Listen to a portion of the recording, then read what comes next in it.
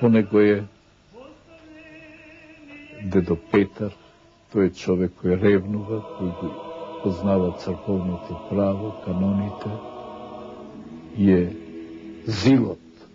Зилот значи човек кој со сета душа се бори за успех на Светата црква.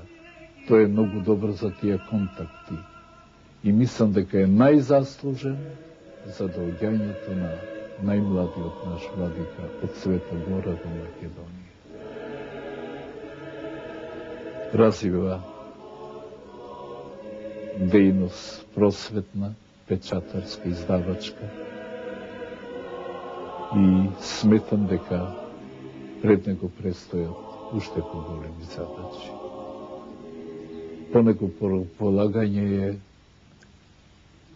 Дебаско-Кичевскиот владика дедо Тимотеј, и тој е голем организатор, обновител на многу цркви и манастири, се заложува многу за издавачка дејност и многу, рече, секој месец има по една книга се печати. Веднаш по ръкополагање по него е дедо Стефан. Стефан Брегалнички. Тој е човек чуден, како дарба Божја, како личност, благ, тих и многу интелигентен. Тој е кај нас одговорен по просветата. Тој е редакторот на нашиот вестник Црковен живот. И дојдовме до последниот, до најмладиот, до дедо Наума, кој повеќе пати го спомна. Тој е вистински дар од Бога за нашата Македонска православна црква. Со него добивме обновител на калугерскиот, монашкиот, манастирскиот живот.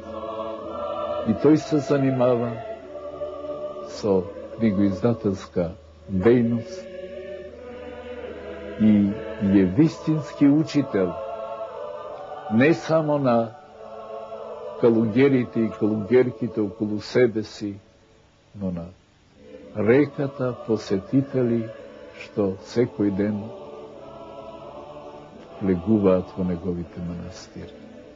И сметам дека еден ден овие одлуки, овие наши седници, овие наши записници што ги води дедо Ратомир ќе бидат богат историски извор за животот на нашата црква во нашето време.